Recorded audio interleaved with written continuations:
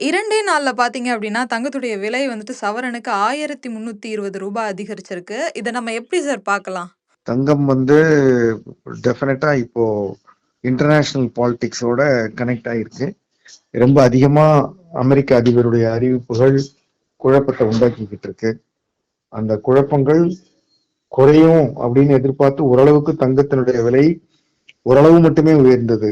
ஆனா நாளுக்கு நாள் அமெரிக்க அதிபர் செய்கிற அறிவிப்புகளும் அதற்கு பதிலடியாக ஐரோப்பிய யூனியன், கனடா, சீனா போன்ற நாடுகள் எடுக்கிற நடவடிக்கைகளும் இது எங்க கொண்டு போய் விடும் என்றே புரியாத அளவிற்கு குழப்பங்களை உண்டாக்கி கொண்டிருக்கிறது. இதன் காரணமாக அமெரிக்காவில பொருளாதார பெருமந்தம், ரெசெஷன் வந்துடலாங்கிற பயமும் இப்ப வந்துருச்சு. அவர் ஒரு அதிபர் தேர்தல்ல தேர்வான பிறகு ஓரளவுக்கு அது போன்ற விஷயங்கள் நடக்காது, அமெரிக்கா நன்றாக இருக்கிறது பொருளாதாரம் என்ற நினைப்பு இப்பொழுது மெல்ல மாறத் தொடங்குகிறது. அமெரிக்காவுக்குள்ளார வர்ற இறக்குமதி குறைந்து விடும், அமெரிக்காவால ஏற்றுமதி செய்ய முடியாது போன்ற பிரச்சனைகள் வந்தால் அது நிச்சயமா சம்பந்தப்பட்ட எல்லா நாடுகள்லயும் பொருளாதார வளர்ச்சியை, உற்பத்தியை குறைக்கும்.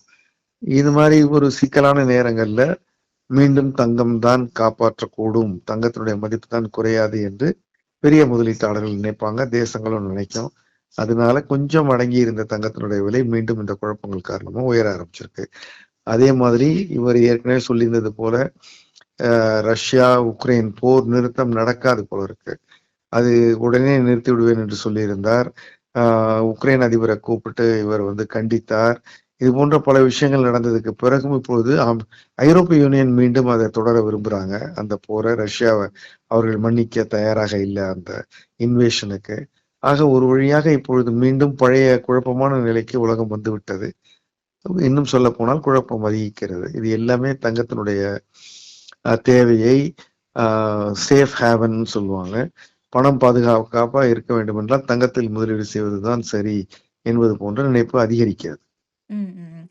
இது எப்பவும் இல்லாத அளவுக்கு சவரனோட ஆபரண தங்கத்தோட விலை வந்துட்டு 65,840 வந்துட்டு உயர்ந்திருக்கு சார். இனிமேல் வரப்போற நாட்கள்லயும் உயர்றதுக்கான நெறைய வாய்ப்புகள் இருக்கா? தங்கத்திற்கு என்று தனிப்பட விலை உயர்வது என்பது ஒரு பகுதி தான். அதனுடைய டிமாண்டை வச்சு அது விலை உயர்வது என்பது.